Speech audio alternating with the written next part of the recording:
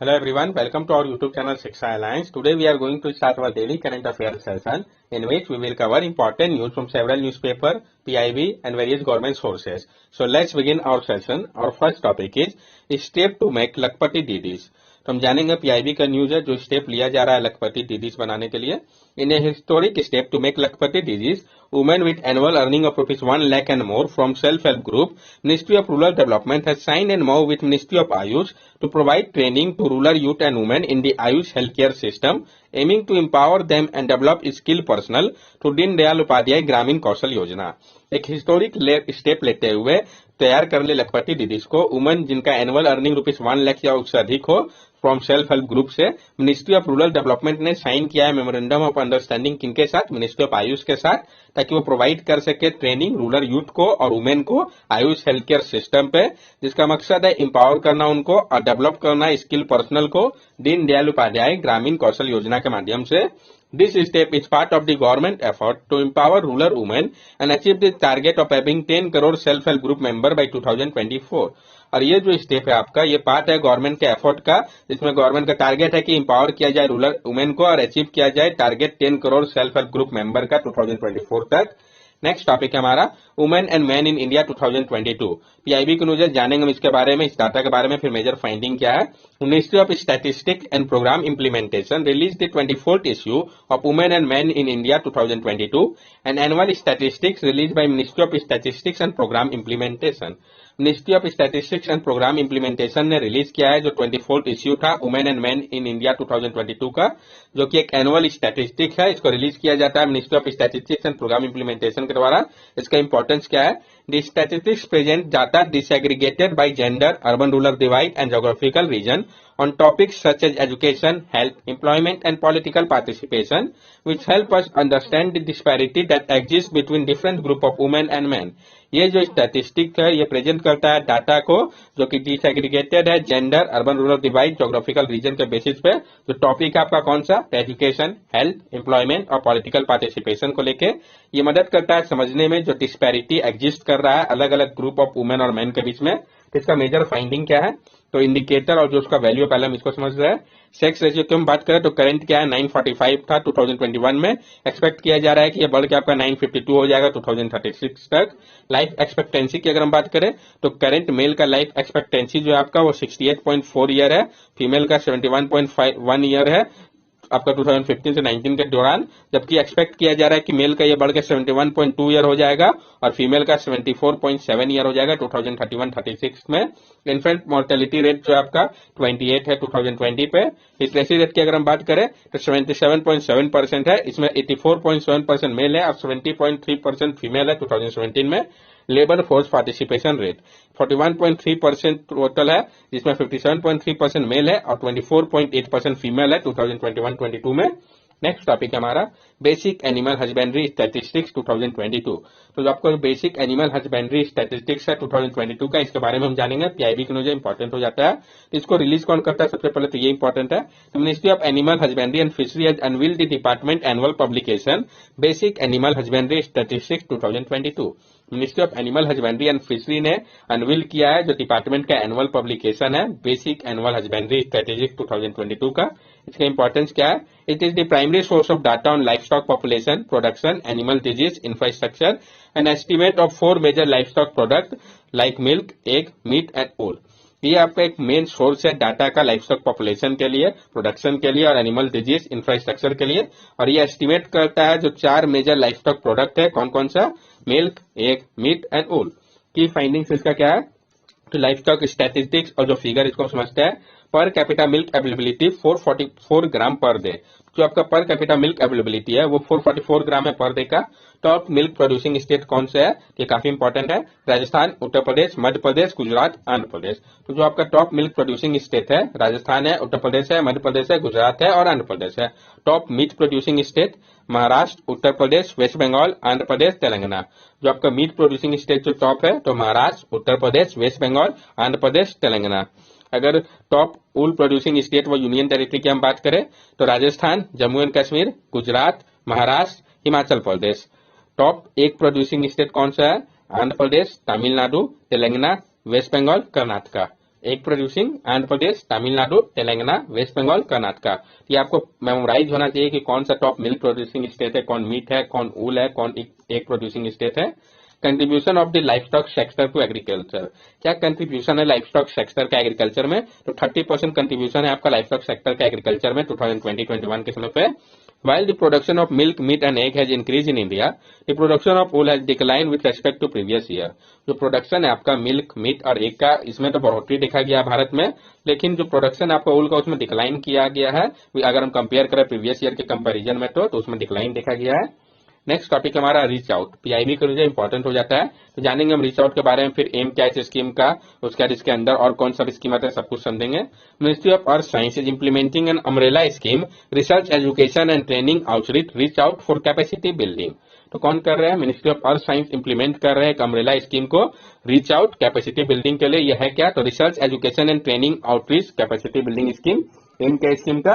To support various research and development activity, develop useful collaboration with international organisation, develop skill and train man power in earth science etcetera.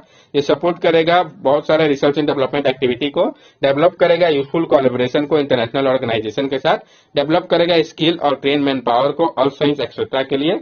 It consist of following सब scheme, ये जो reach out है ये consist करता है following सब scheme को। तो कौन कौन सा? Research and development in earth science, जो आपका research and development in earth science है। International training centre for operational oceanography, international training centre for operational oceanography को। Programme for development of skill man power in earth system science, जो programme है develop करने के लिए skill man power को अर्थ system science के लिए। नेक्स्ट टॉपिक हमारा बारदा वाइल्ड लाइफ सेंचुरी, तो हम जानेंगे इसके बारे में, नीड क्यों आवश्यकता पड़ी, उसका इससे रिलेटेड इनिशिएटिव, इसका लोकेशन, सब कुछ समझेंगे। Gujarat government has plan to translocate 40 adult and sub adult lion to the Barda wild life sanctuary in the state. Gujarat government ने प्लान किया है कि वो ट्रांसलोकेट करेंगे जो 40 एडल्ट या सब एडल्ट लायन है उसको बारदा वाइल्ड लाइफ सेंचुरी में स्टेट के।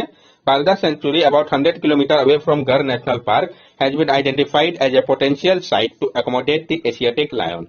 जो आपका बारदा सेंचुरी है जो कि आपका 100 किलोमीटर दूर है गर नेशनल पार्क से, ये दोनों ही कहाँ पे आपके गुजरात में, इसको आइडेंटिफाई किया गया है कि ये पोटेंशियल साइट है अकोमोडेट करने के लिए एशियाटिक लायन को। ये कहाँ सिचुएटेड है, इंपॉर्टेंट पॉइंट है, आवश्यकता इसकी क्यों पड़ी। The second home would protect the lion population from extinction in case of disease, natural disaster etcetera. अगर सेकंड होम होगा तो ये प्रोटेक्ट करेगा लायन के पॉपुलेशन को एक्सटिंक्शन से, अगर कोई डिजीज व नेचुरल डिजास्टर व कोई इस टाइप का अनसर्कमस्टेंसेस हो जाता है तो उसमें हेल्प करेगा।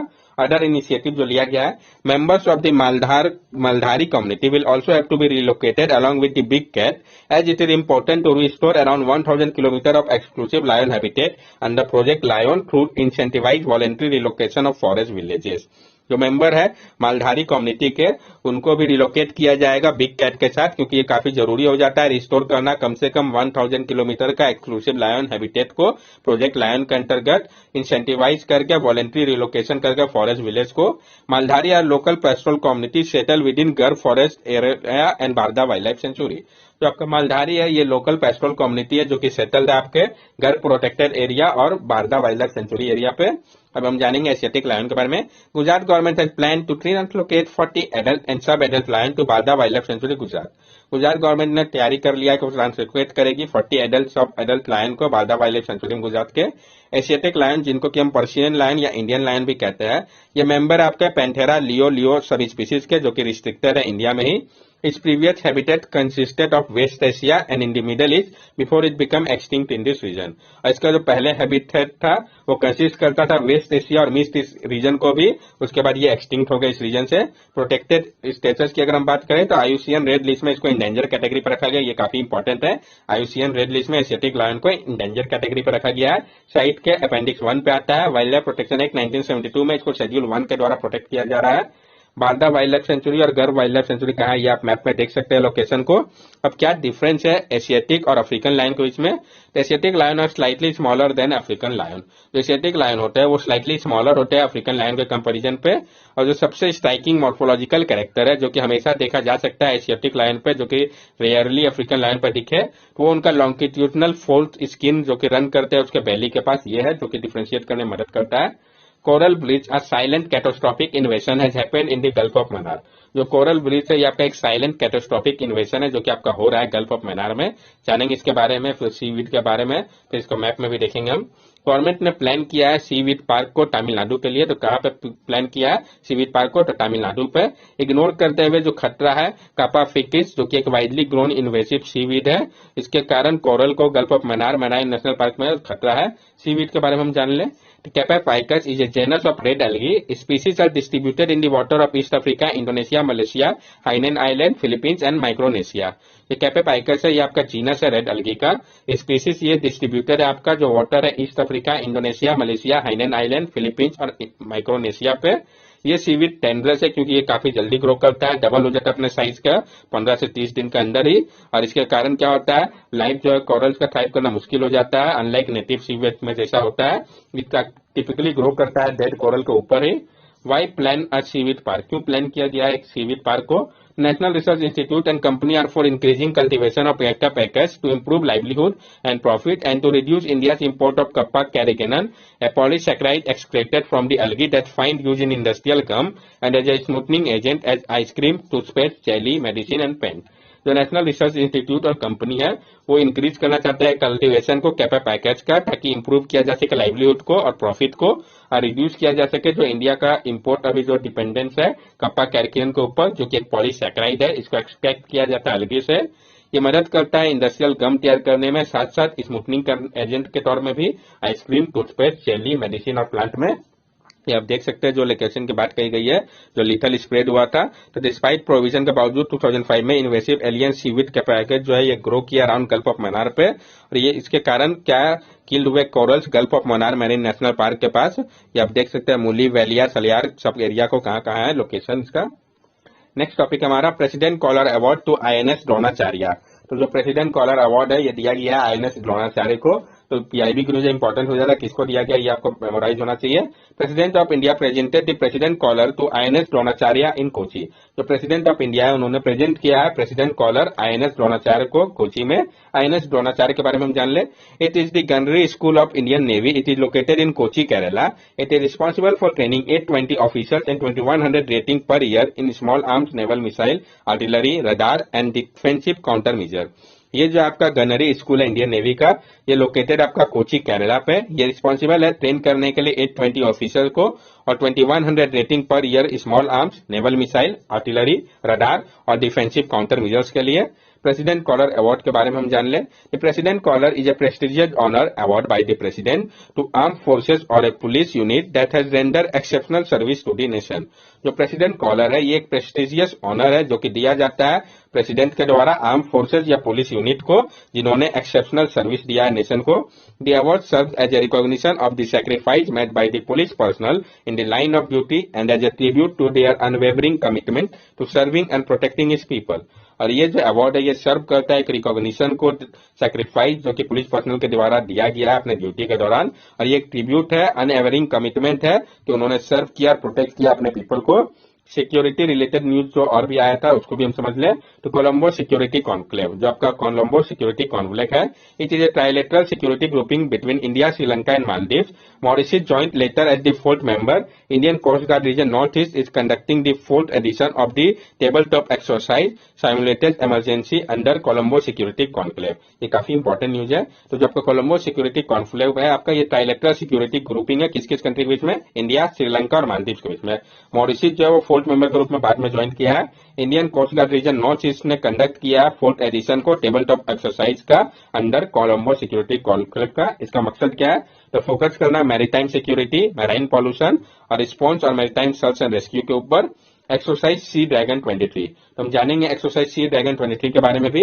India is participating in the US led multinational annual exercise focusing on anti submarine warfare tactics in the Indo Pacific region. तो आपका एक्सरसाइज सी ड्रैगन है 23 का, उसमें भारत भी पार्टिसिपेट कर रहा है US led multinational annual exercise के ऊपर। इसका फोकस है एंटी सबमरीन वारफेयर टैक्टिक्स और इनके ऊपर इंडो पैसिफिक रीजन पे। That's all for daily current affair session. अगर आपको हमारी वीडियो अच्छी लगी हो तो हमारे चैनल को सब्सक्राइब करें, हमारे वीडियो को लाइक करें और ज्यादा से ज्यादा शेयर करें। These are our social media link. From here also you can stay connected with us and give us your valuable feedback. Thank you and have a nice day.